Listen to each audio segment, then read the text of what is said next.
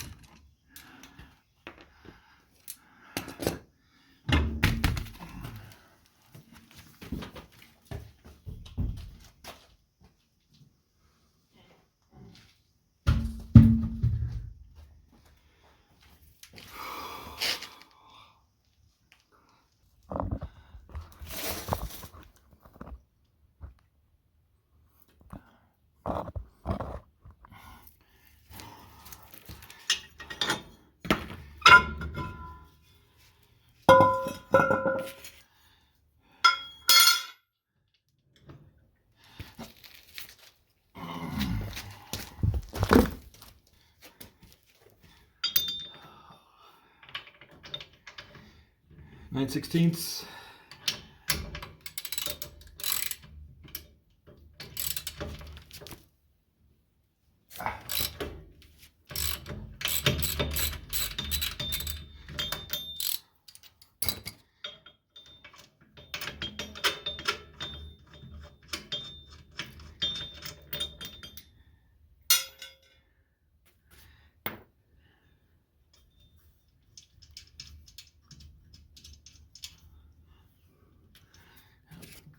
they'll fall off later.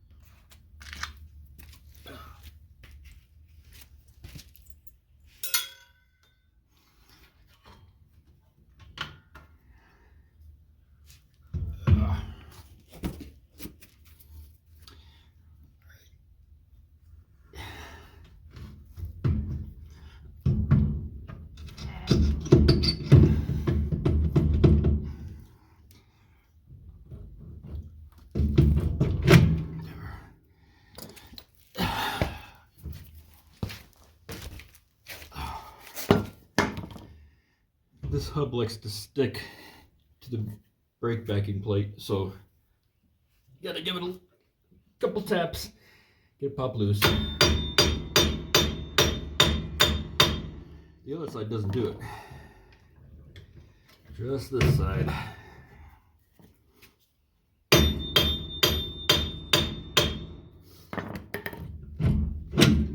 Couple taps, get them separated.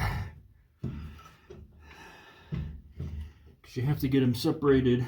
Well, you have to pull the axle out to so you have to pull the axle all the way out so that it's disconnected from the transaxle, and the brake hose here isn't long enough to just pull the whole thing, the brakes and all of it. So axle has to come out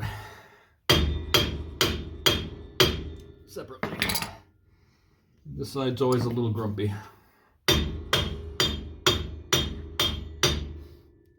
If this doesn't work, I'll hook up the slide hammer, get it that way.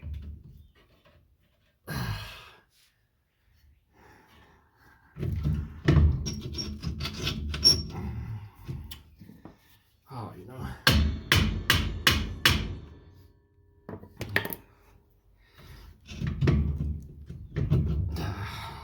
I think last time I actually just hit this back. Nope.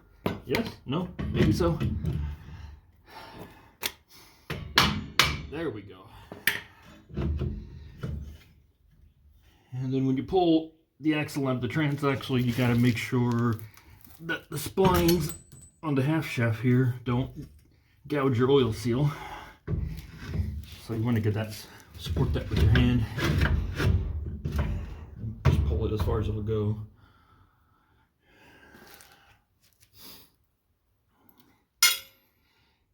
And then we do the other side.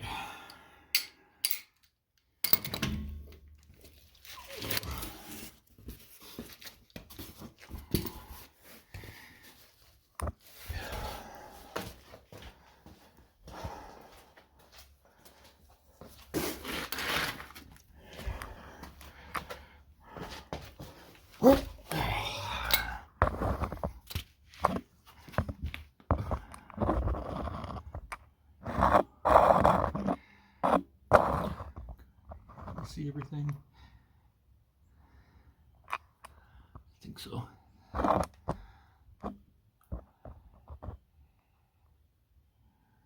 the exhaust is kind of in the way. That's what you're seeing. The exhaust is in the way. Oh, it's the same as the other side. I'll try this way. Can you see it this way? Yeah, a little better.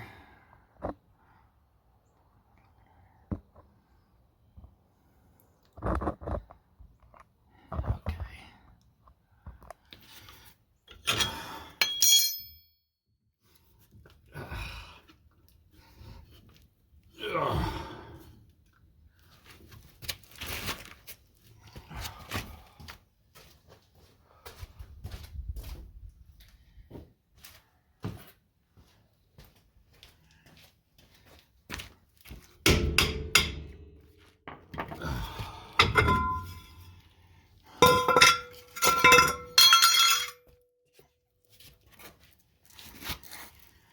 When you're working on these old cars, you gotta have some motivation.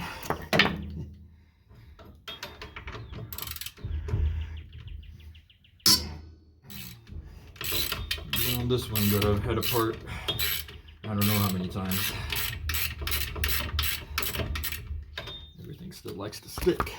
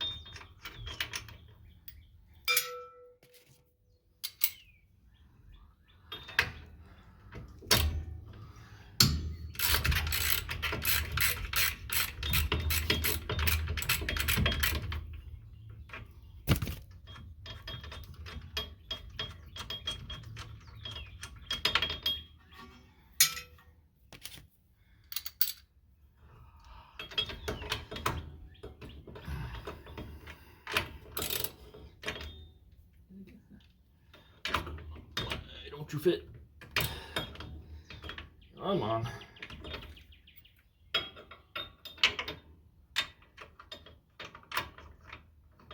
the heck? Did I do that one?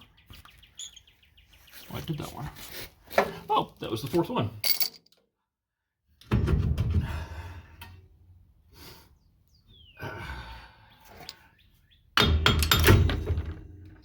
See, that one pops right out, like they should.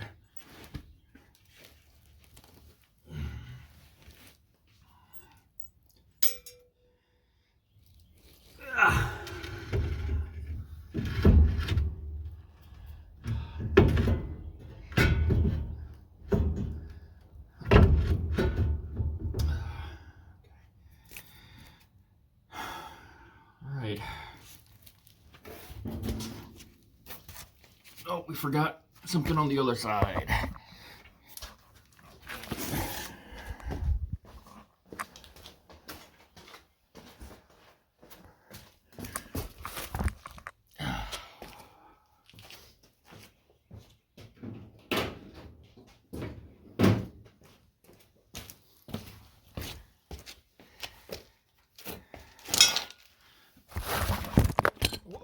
Watch out.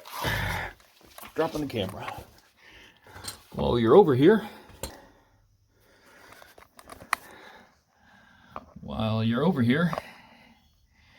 you should disconnect the fuel line. I probably can't do this and hold at the same time. Oh, maybe.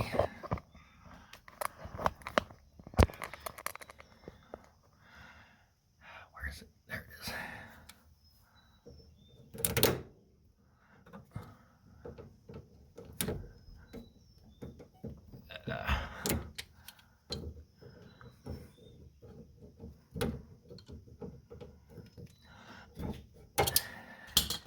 Now this is probably going to dribble. Well, maybe not. Right, so that's the fuel line.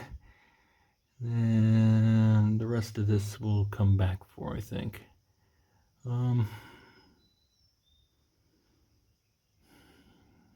Yeah. You know what? We might as well do this side. All the way.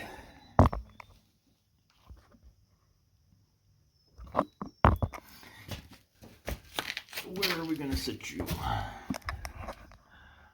Here. Can you see in here?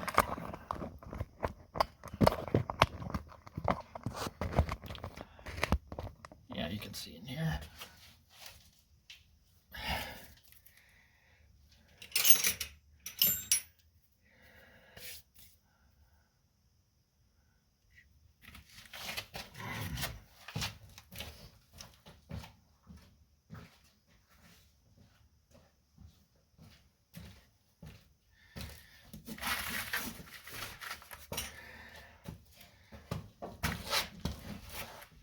So if everything is as it should be,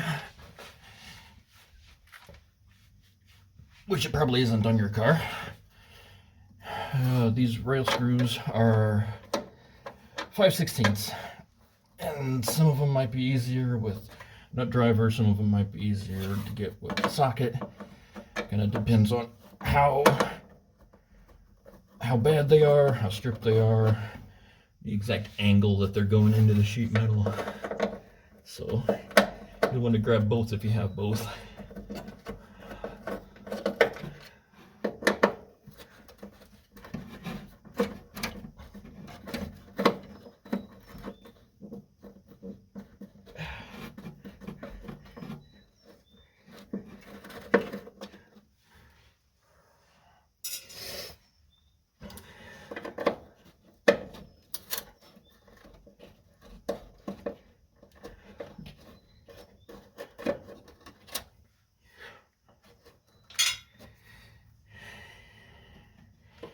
And don't skip the, there's actually two of them on this last part, which you might not be able to see if it's all rusted up or full of mud or whatnot.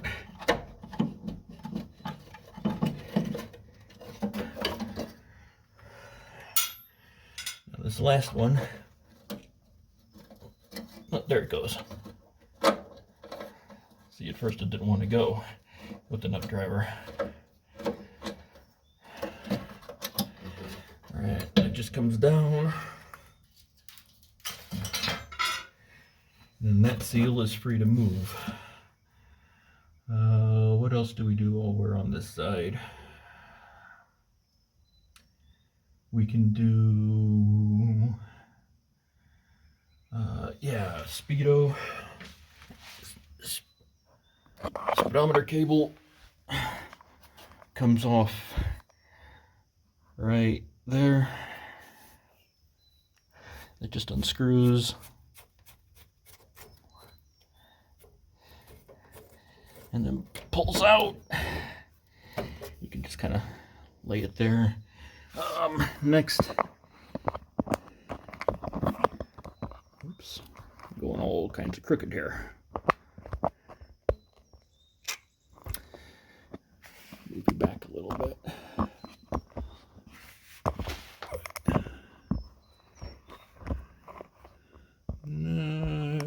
Okay, there.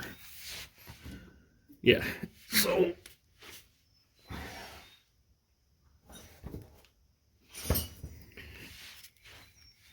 the end of the accelerator rod here, there should be an E-clip on the other side which of course is impossible to see, so you kind of have to feel around for it.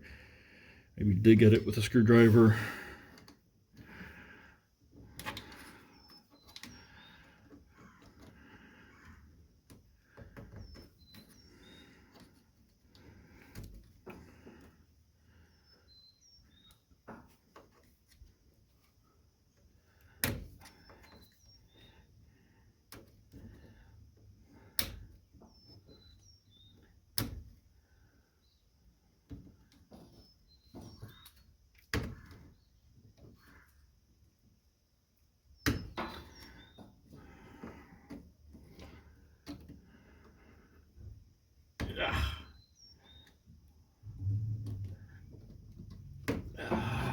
Where is it? Can't find the open side.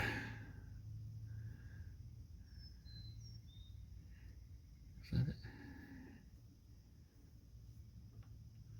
Ah, okay. It's facing the other way.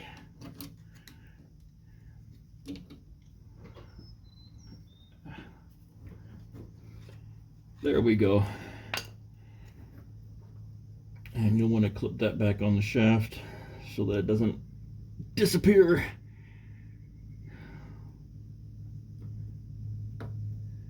Into the nether.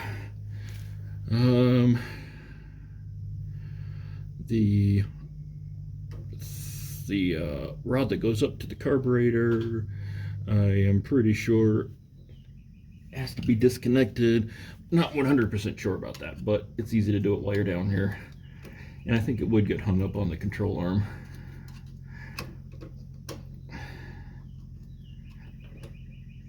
There's another E-clip for that one. But it's on the right side, so, or the correct side, so you can actually see it. See what you're doing. Okay. Then the only other thing to do on this side is to take the shift cable out. But you don't want to do that until you've drained the pan, because if the car has been sitting for any length of time, the torque converter, all the fluid that's in the torque converter tends to drain into the pan, and you end up with the fluid level can be like a lot higher than the hole where that shift cable goes in. So you got to drain the pan first. And then while we're here, we might as well, since I'm laying here, unhook the spring for the emergency brake.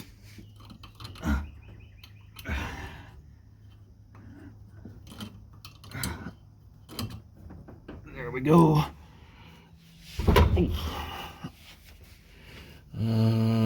Yeah, so let's drain the fluid. Drain the transmission fluid. We'll do the seal on the other side. And I think we'll be in good shape.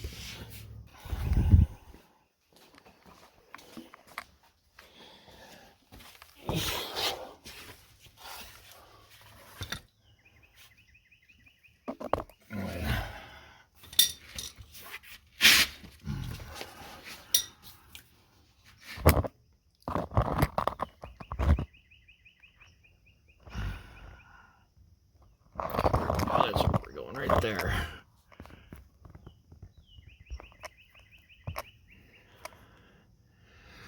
So I don't actually know the size of that nut that holds the filler tube in.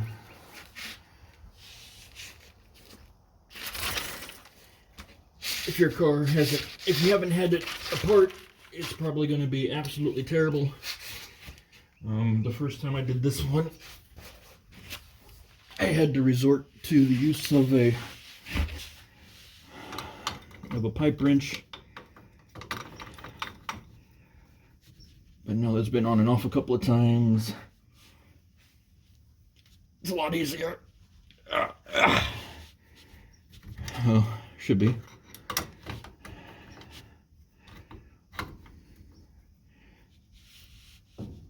Yeah, there we go.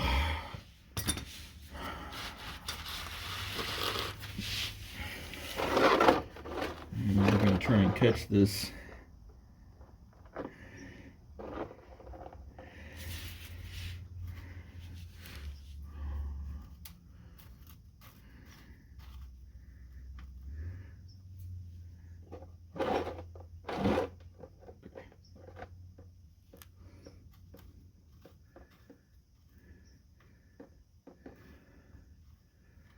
You got to be careful with this because it'll trick you.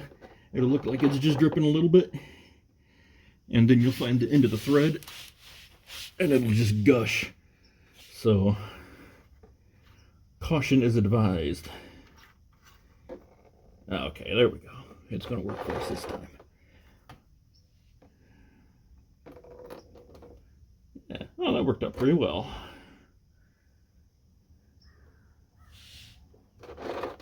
Oh man, it stinks though.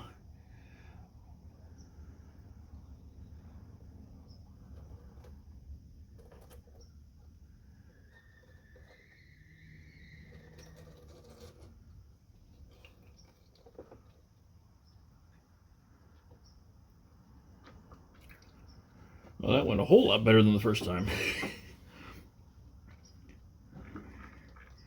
All right, we'll let that drip.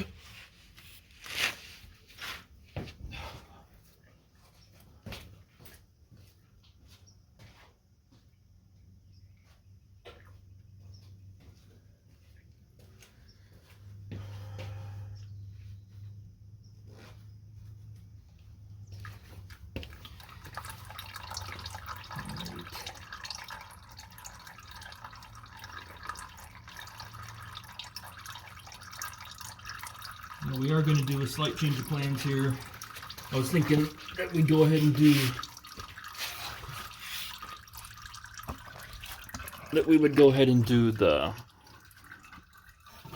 this rail that holds up the seal on this side, but it's kind of hard to fight around the exhaust.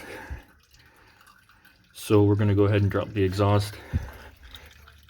You know, technically speaking, it's not absolutely necessary to pull the exhaust to pull the motor, but if you are planning on splitting the differential from the motor, then it's much easier. The exhaust kind of wraps around the differential, so it makes that really hard, and it's much easier to pull the exhaust while it's on the motor than to be fighting with it when it's on the ground trapped underneath the motor.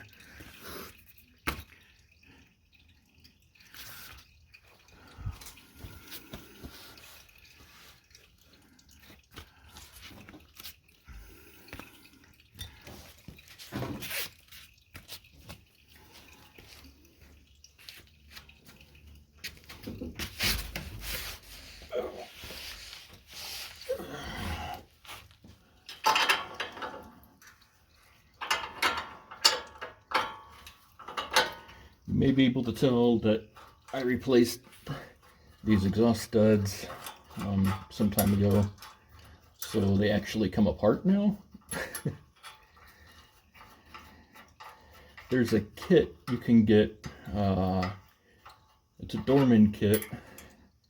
It's made for, you know, I'm not really sure what vehicle it's made for, but they come in sets of 3, which is kind of unfortunate because you need 4.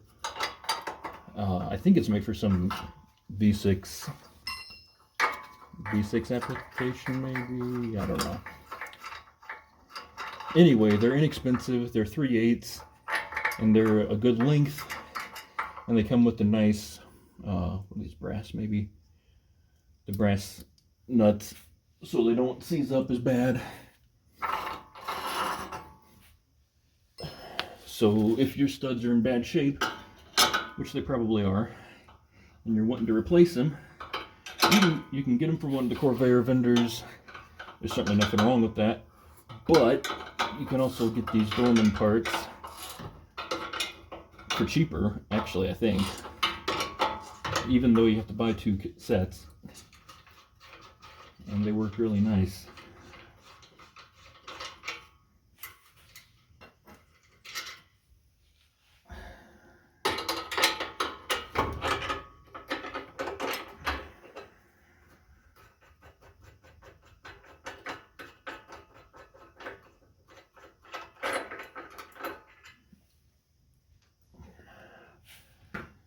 This is the fun part where everything dumps in your eyes when you're taking it off.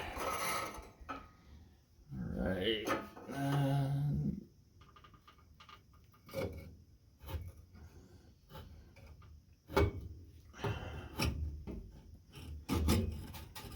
And there is kind of only one way that these fit around the studs, so it's kind of like a puzzle to get it up there. They don't just go, the pipe doesn't just go straight up.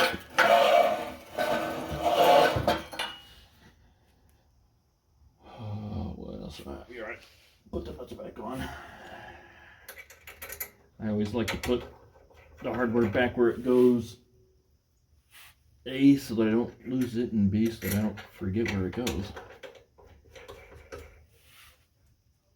It's not always possible, but if it is, I prefer to do it.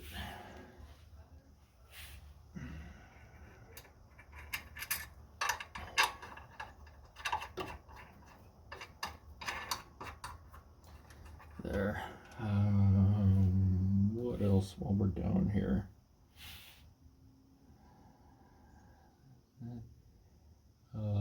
Vacuum modulator can stay connected. We did the pan. We'll have to shift. We'll have to reposition to get the shift cable.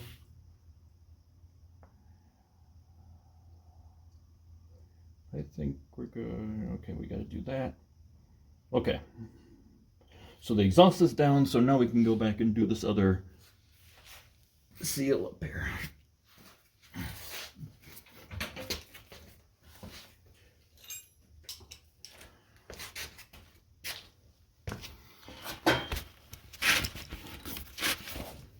Let's try and get you a nice view of it, even though it's the same as the other side.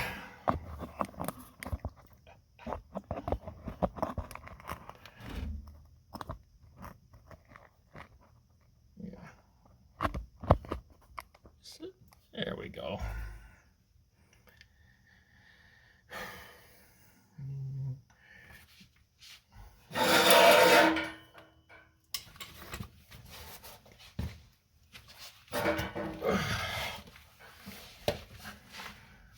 I find them usually a little easier to get if I'm laying down on the floor and reaching up instead of trying to reach up under the fender.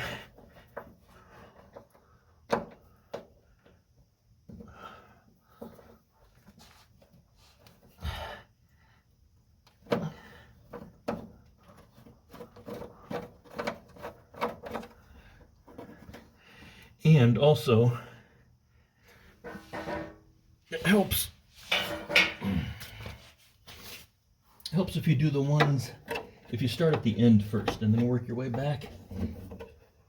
I know I didn't do that on the other side, but I had the one that stuck on me anyway. Because if you do the beginning of it first, then this whole thing is trying to flop down while you're doing these ones on the end that are in the hard spot to get. So do those first, and then it flops in a way that's helpful instead of unhelpful.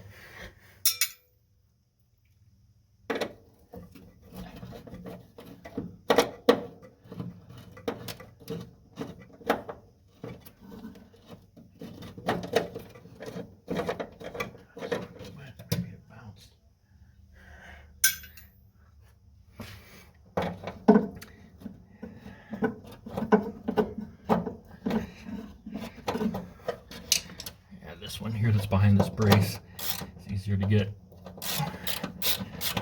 with the ratchet.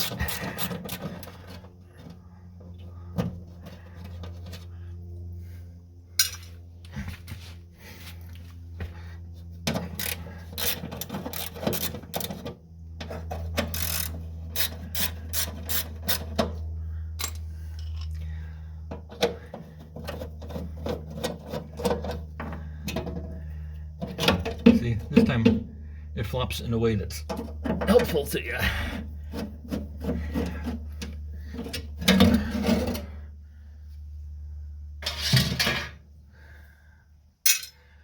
Alright, and then that seal is ready to come down.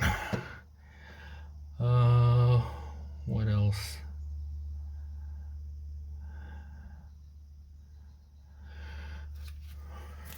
Yeah, we'll retighten that.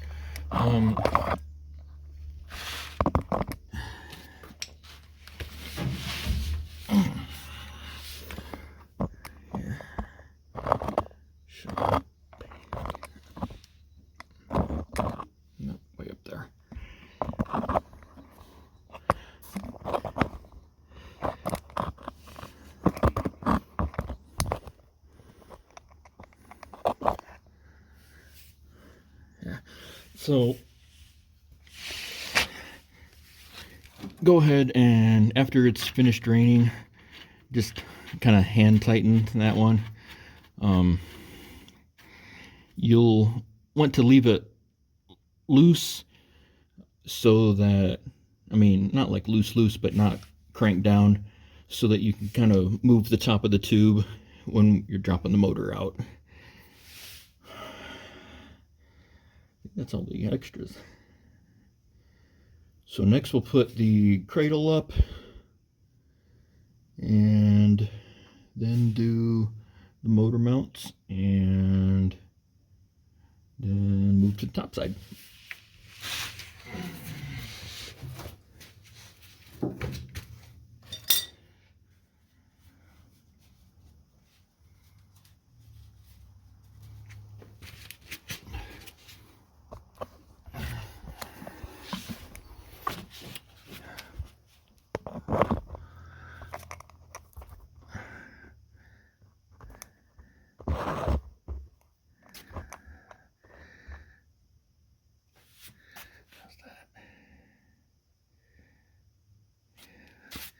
Further back.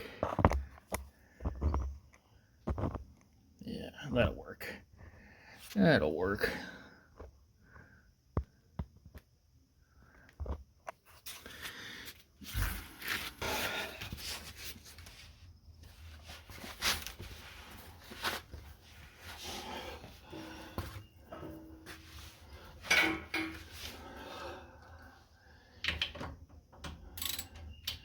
Okay, so I have a little homemade cradle adapter thingy that bolts up to the bottom of the motor here and fits, and then the underside has a pocket for a floor jack. And to use it, I need to pull this bolt out because it bolts to one of these. So again, this isn't actually necessary to pull the motor per se, just to fit my adapter.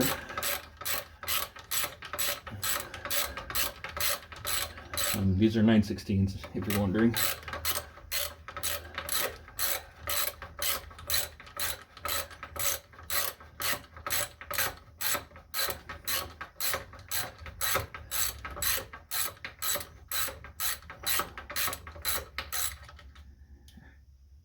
Get it? Yeah.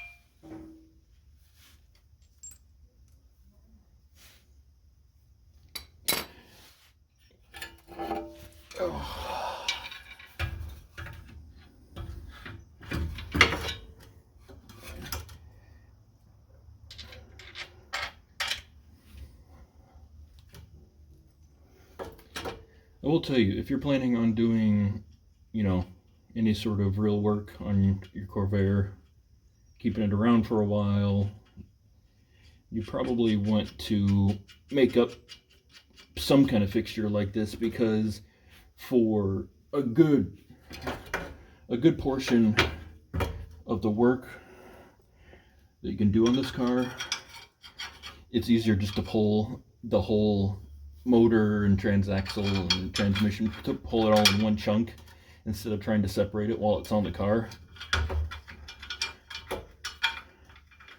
So, having a good cradle like this makes that easy peasy.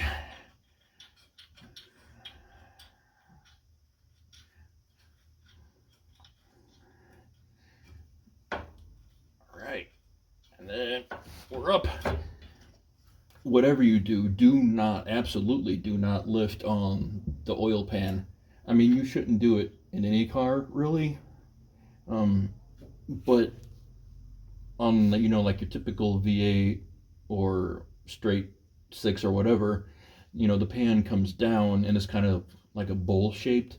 And, if you're super careful, you can kind of get away with lifting on it because it spreads the force of the weight, or the force of the jack kind of gets spread, you know, up to the motor.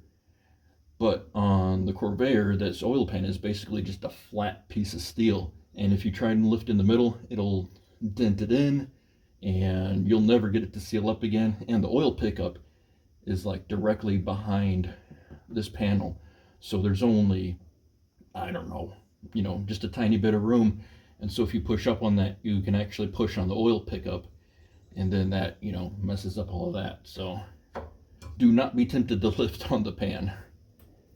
Lift out here on the exhaust heads, or on the exhaust logs if you need to. Those are pretty solid. You can lift on these little flanges that are kind of poking out. That's solid. Oh, another point. You might notice that my bottom shrouds are missing. That's something I'm working on an unrelated issue. You don't have to take those off to pull the motor. I just have them off for different reasons. So the cradle's up. What else? Ah, yes, we got to do the seal in the back. This is absolutely a bear to do.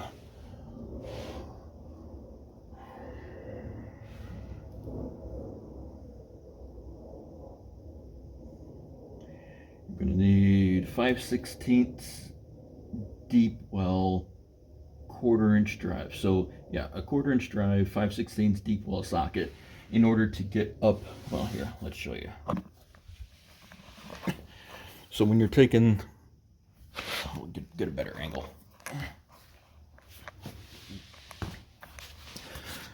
This grill, that's what we're talking about here. You'll notice that there are these holes that poke up through here. The screws are up in those holes, and the only tool that I found that will really fit up there is a 1/4 inch drive, 5/16 deep well to get up in there. 3/8 is too fat.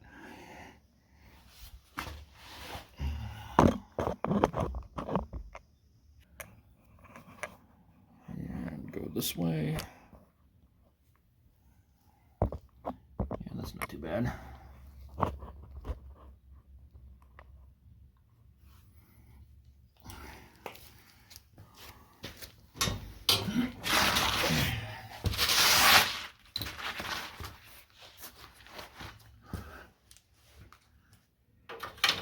Yeah, so they're supposed to be 5/16 hex,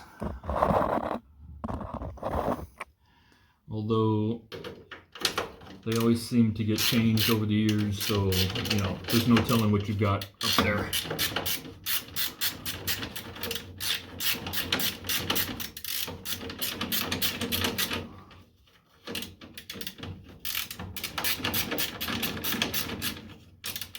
And also, the driver is supposed to go like straight up, basically, so perpendicular to the floor.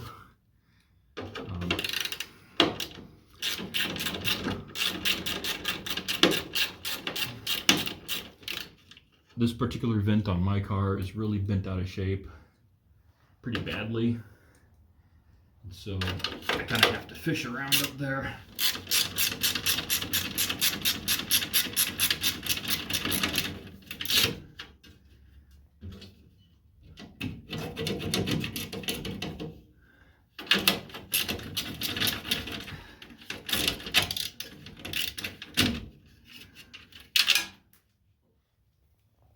Just kind of one of those situations where you just got to figure out what's on your specific car.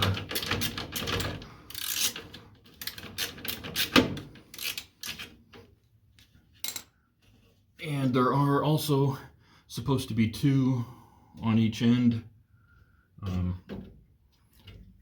The metal is all messed up on mine, so I only have 1 screw that actually does anything on this end.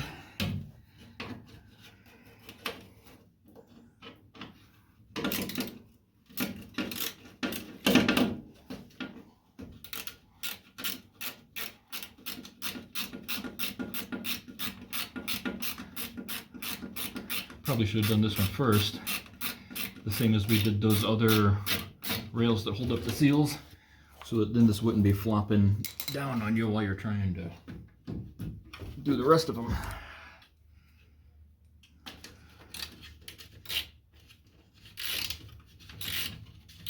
There we go.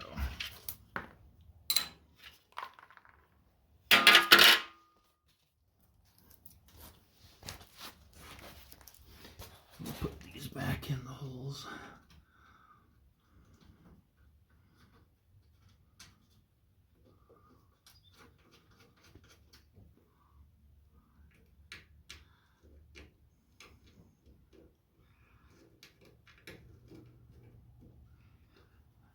I'm somewhat fortunate in the fact that these holes are not completely gone on mine, which is kind of surprising considering how much rust is in the rest of the car. But these holes are actually still okay.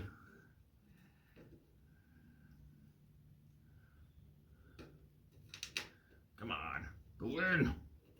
There.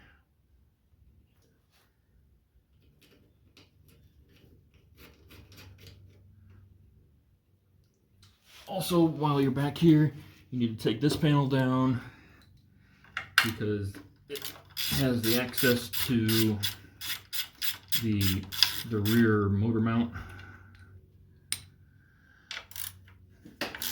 These should be 5/16 also, although they are a different screw. They are sort of self-tapping machine threads, and the others that go up here are just sheet metal screws.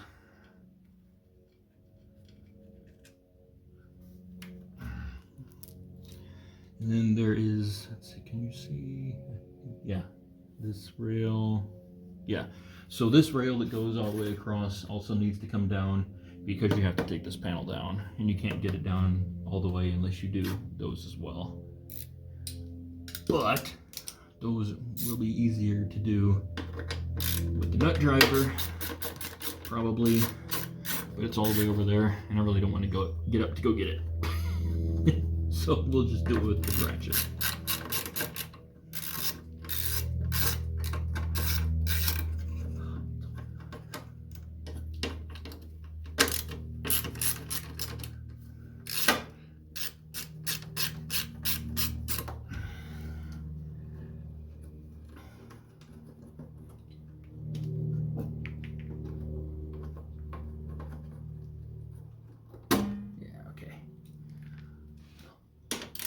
Save the middle one for last, like we did with the others. Saves a little bit of headache.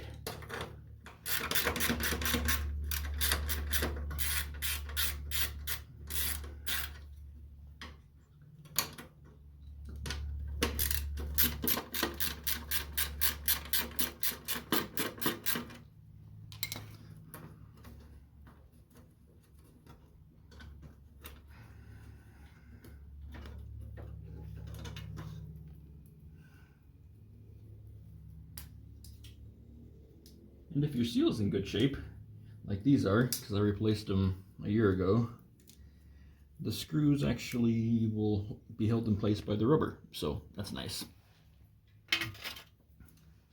Right, yep, this is the guy right here. It just pops off, but you can't do that unless you take the whole thing down. There.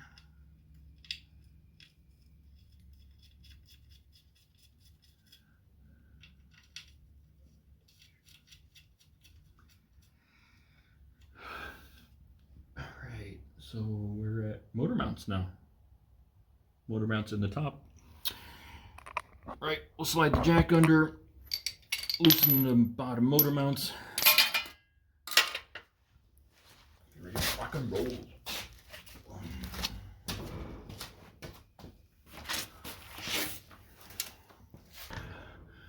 Oh, I did want to point out, because it would have been handy if I had known it the first time I'd taken this down, is how far up do you need to jack the car to roll the motor out the back? And so that kind of depends on, you know, your particular jack and however we've got it secured to the motor. On mine, it's 26 inches from the bottom of this lip here. 26 inches to the ground is sort of the number I need. So if your jacking arrangement is fairly low profile, then I'd expect it to be similar. It's a good number for you to shoot for. All right, we'll put just a little bit of pressure on it, and then we'll do motor mounts. So this back one, see, can you see? Yeah, so there's just the single bolt in the back right here, and that is 11/16.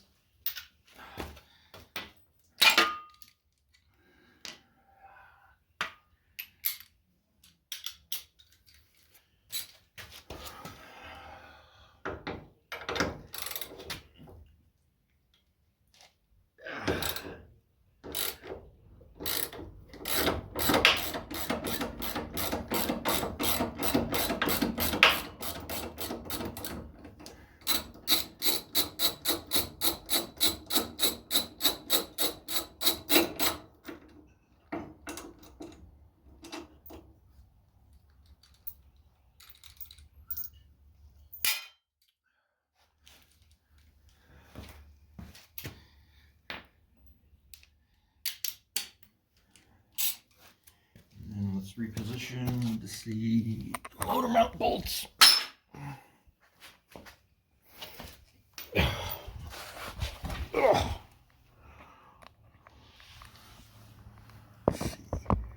Let's see them right there.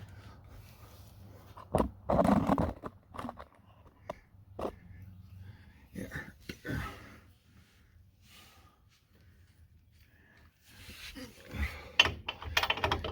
Let's see, that is, what size is that?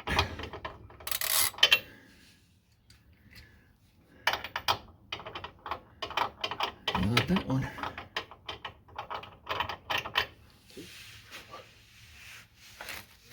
Bigger.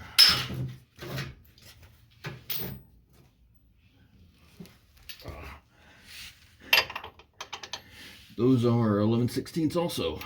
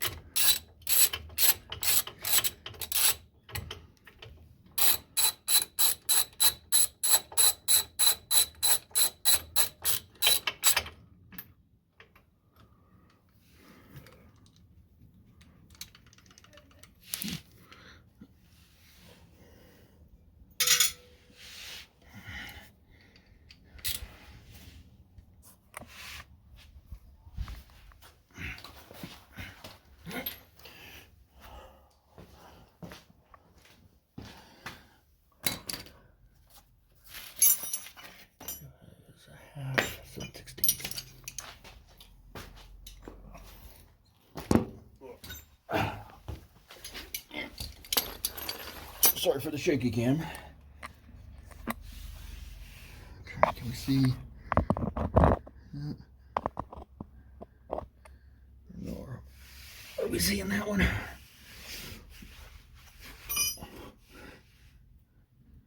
Yeah, right there. Right there.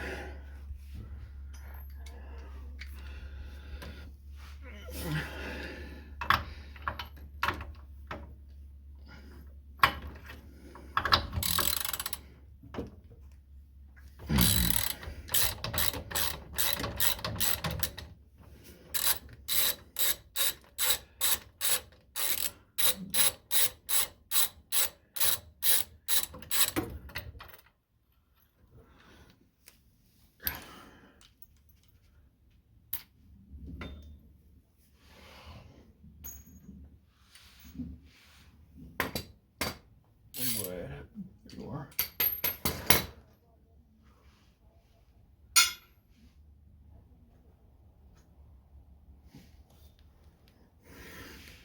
Is that the right one?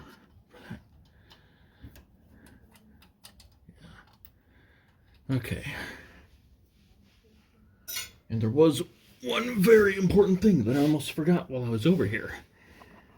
That you do not want to forget while you're over here.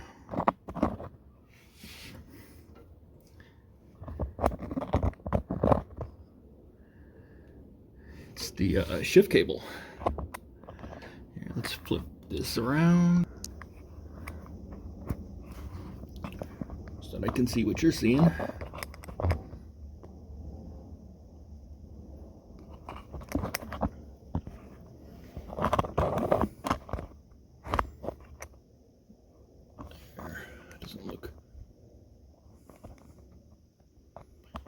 Apologies if that's not straight. Anyway, yep. There. The shift cable is a 7/16 bolt.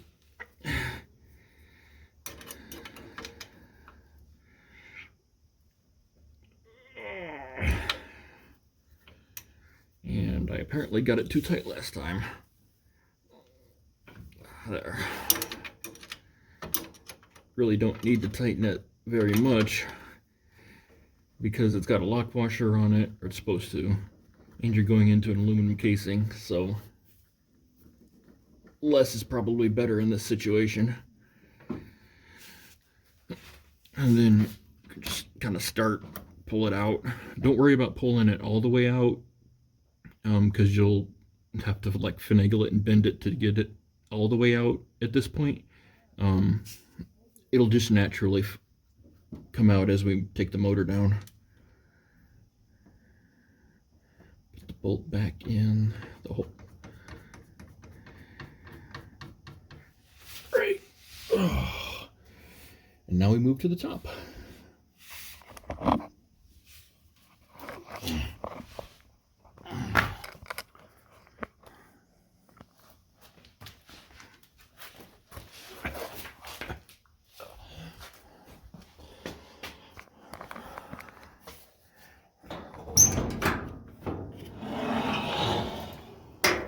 Got this a whole lot further up than I needed to, didn't I?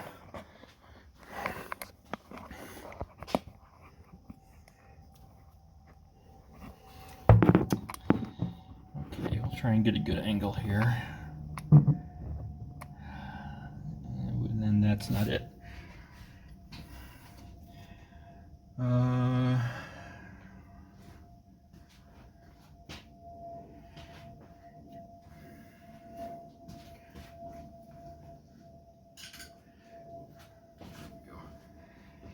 Take your air cleaners off because they'll bump. It won't fit all the way down. And yes, I know this one does not have the correct screw in it.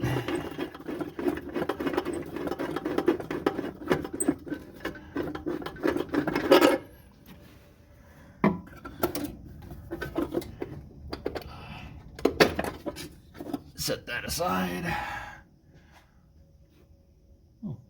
Can actually see a lot better without it in the way. And I'm also going to do the one on the left. And on my car, I also need to take off the right hand fuel line, because it'll hit on the way down, or if I don't.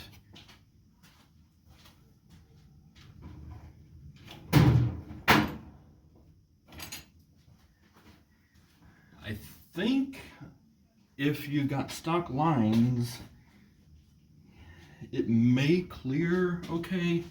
I'm not sure about that, because mine were trashed when I got the car, and so I've made these. And they're pretty close to the originals, but not exact. 7/16 flare fitting. I should say 7/16 wrench.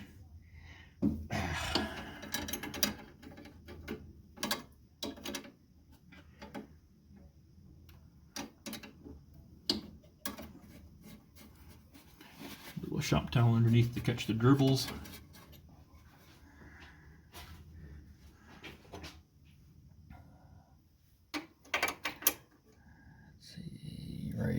loosey. Yeah. Always got to think about it when it's backwards. There.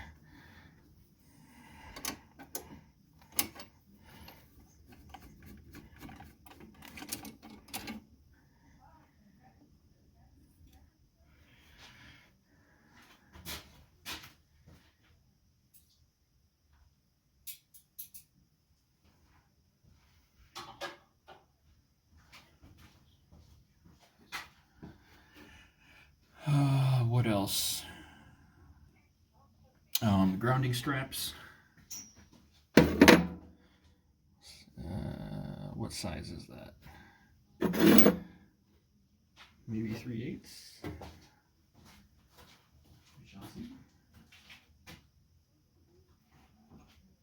30 seconds.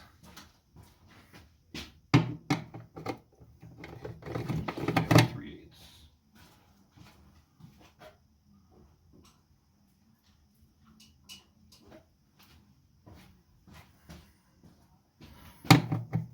Yes.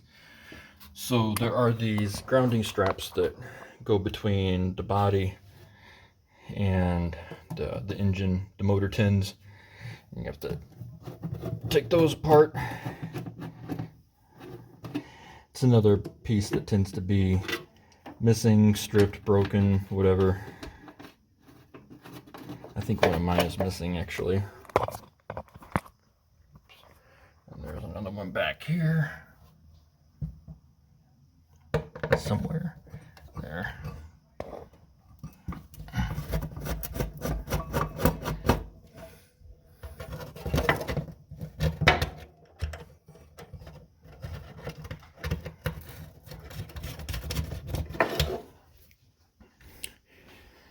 And I think there's probably supposed to be one down in the front left corner here, but mine's missing.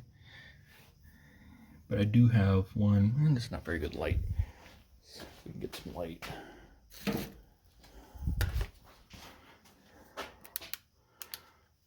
There we go. Oh, that helps. That helps a lot. I take that back. There's supposed to be one back here, but it's missing. Up here it doesn't have one. So we did the grounding straps. I'm gonna do the battery cable. Not sure how to prop you up here. Not like that. Because I'm gonna need both hands for this.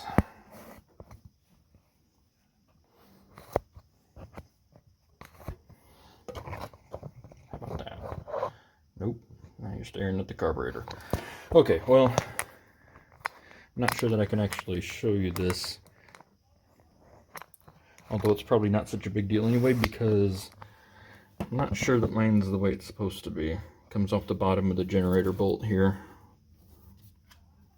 So just hang tight with me while I take that off.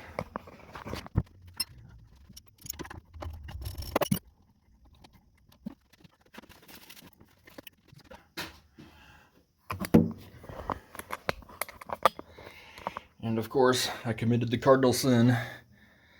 I left the battery connected while I'm doing all the work. Should always do that at the beginning.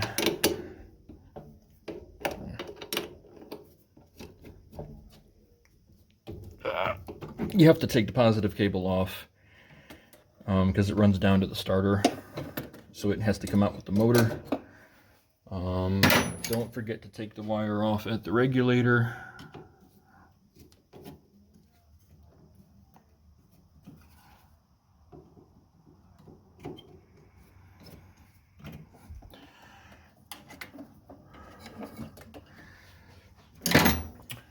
There's also this connector down at the bottom corner here. One it goes down to the starter. One is for the starter solenoid, the other is for the coil bypass. Those have to be popped out like that. Okay, what else? That back rail. Oh, yes. Got some wires up the front here. Generator wires. Actually, I never know the right size for these nuts. Are you 7/16?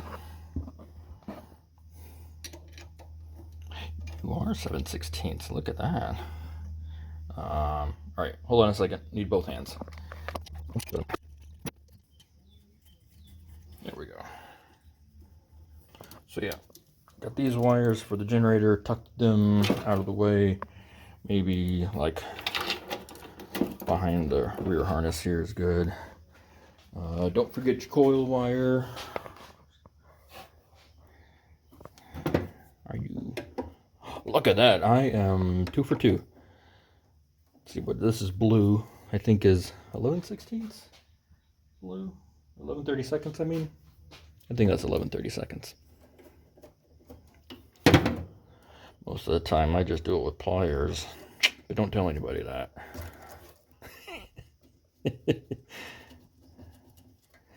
And then, so you got the coil wire, and then you've also got the temperature / oil pressure wire here that just pops apart. Tuck those wires out of the way, and I think all that's left is that rear retainer. Okay, so first we're going to take the fresh air thingy out, because that seal retainer kind of fits underneath it. Here, let's set this down.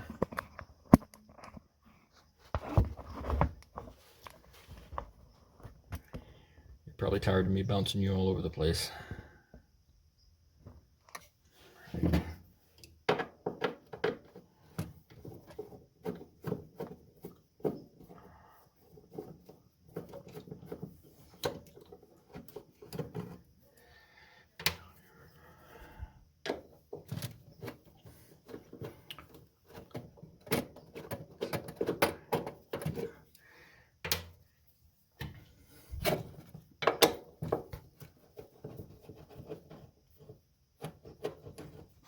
These are 1/4 inch. I don't remember if I said that.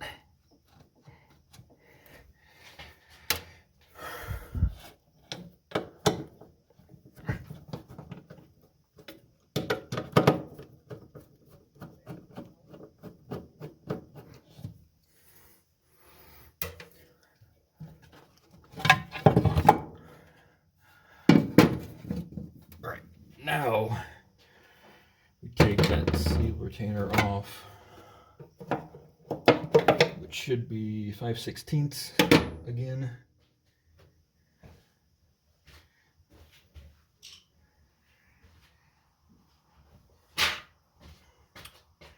And some of these may be easier to get with nut driver, some of them might be easier to get with a ratchet. You just gotta wing it. So there's one here at the very end. Okay, will you focus? Okay, point. Yeah, one here. One here underneath the dipstick. There's supposed to be one here right underneath the vent. And then there's another one here right at the top of the shroud. And there's one here. And then there's a really awful one. It's all the way down in that bottom left corner.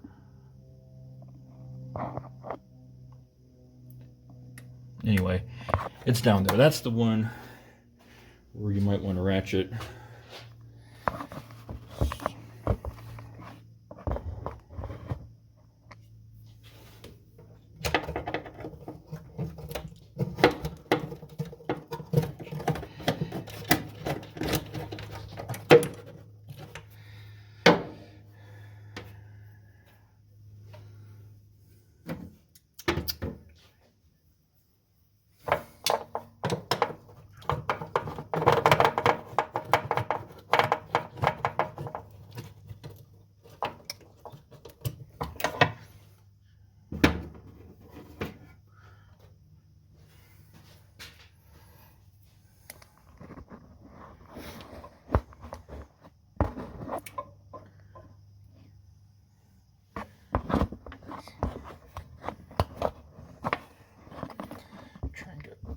these.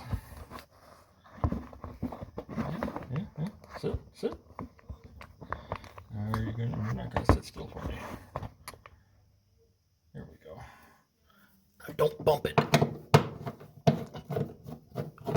One right behind the hose here. One right here.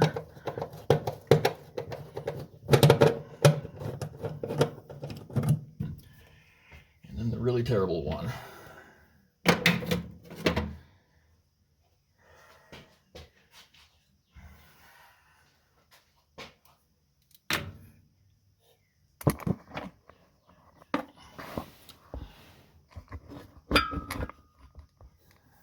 I think it's going to be down at the bottom of your screen there, at the bottom of the picture. Come on.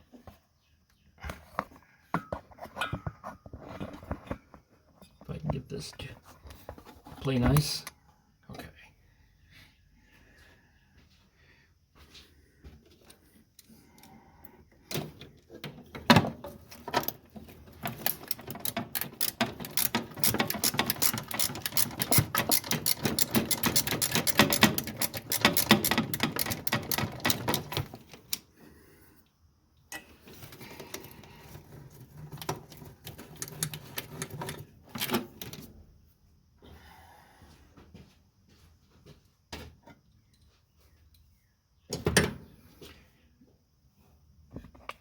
Didn't turn out to be so bad.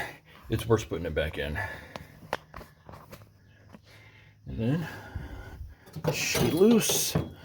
Just kind of move it out of the way. And if you can, sort of want to lift that seal up so it doesn't get too hung up on the way down.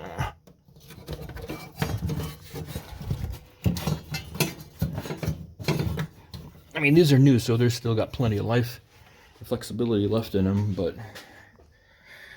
you know, you might as well be nice to them. Get them started a little bit. Can we get that out? Yeah, that'll come out.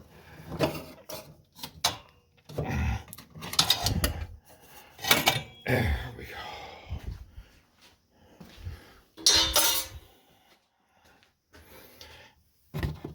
Okay. Really, it's this spot back here in the back that always gives me the most trouble. I think we're ready. Oh. Pull the dipstick out, because you want this as short as possible.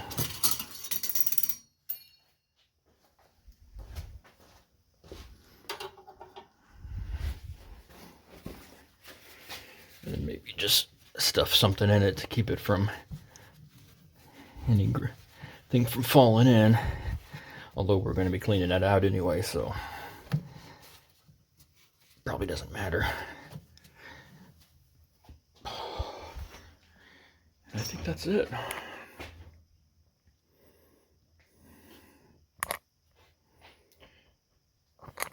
So, looks like we're going to have this out in under 2 hours. New personal best! Yay! Clear the floor a little bit. Right, so the idea here is that you just kind of lower the jack and then roll the whole thing out the back end. So I think what we're going to do is set you on the floor, maybe looking up. Might be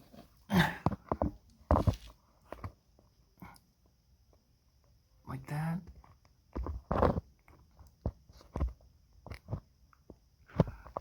What's that?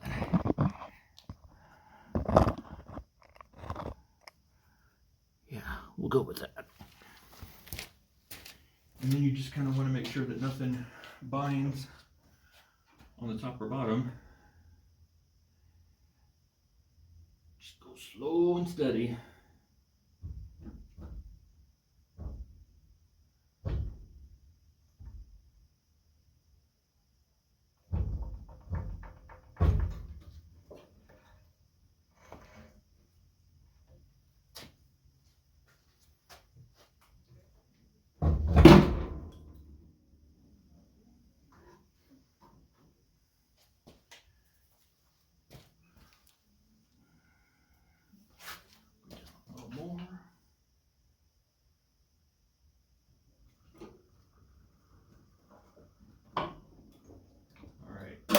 it down a few inches there. And just make sure nothing is hanging up anywhere. I think we're looking pretty good.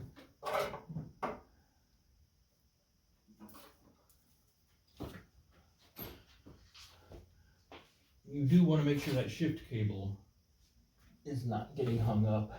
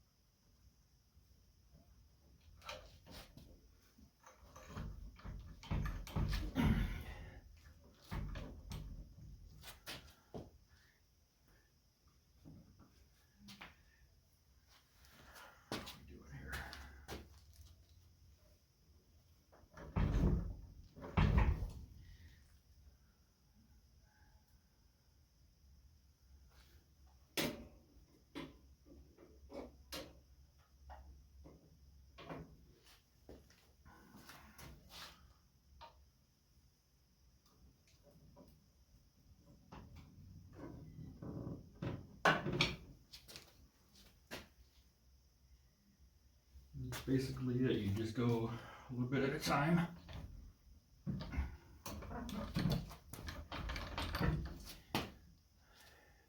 Yeah. And on this particular, the way this cradle was made, it tends to drop the nose of the motor, the crankshaft end, the pulley end, I guess you'd call it. It drops that in first, and then drops the transmission end last. It just happened to be balanced that way. So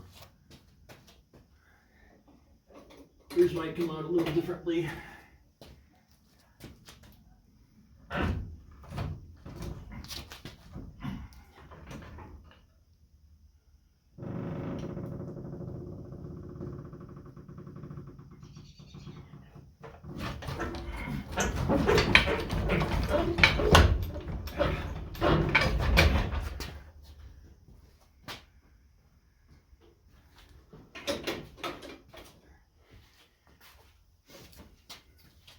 Just in time.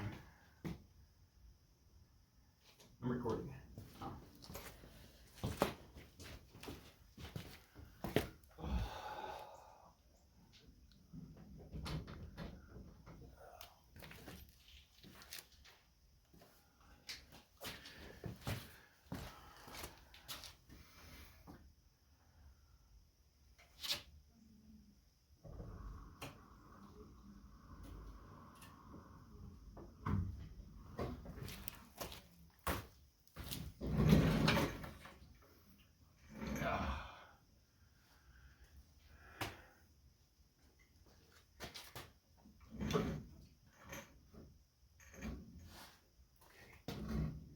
Now you do want to keep an eye on that shift cable because it only fits through the cross member one way. Mm-hmm.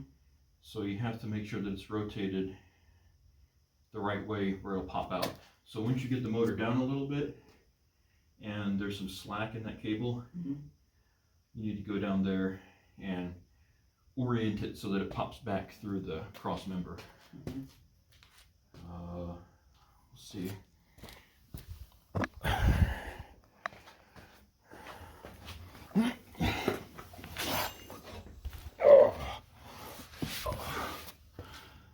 See if we can get a picture of that.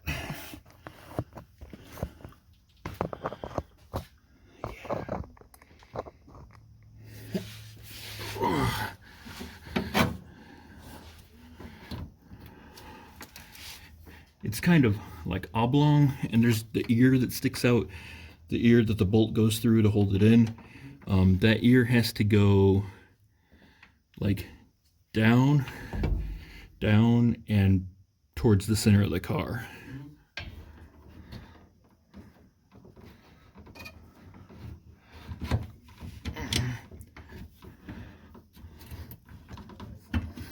And there's basically just one sweet spot where it'll pop through.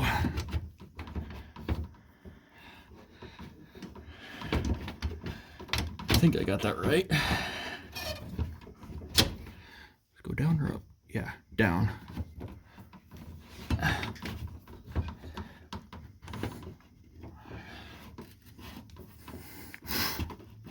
Worst case scenario is that you take off the rear cross member and then you can deal with it a lot easier. But it's not strictly necessary. There we go. Ouch.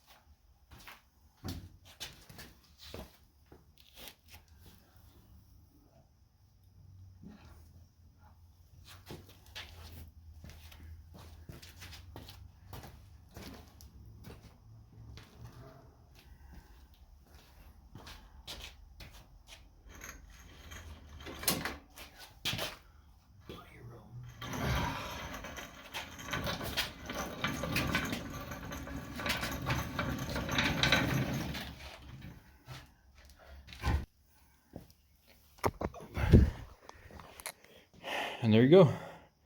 There's the whole caboodle.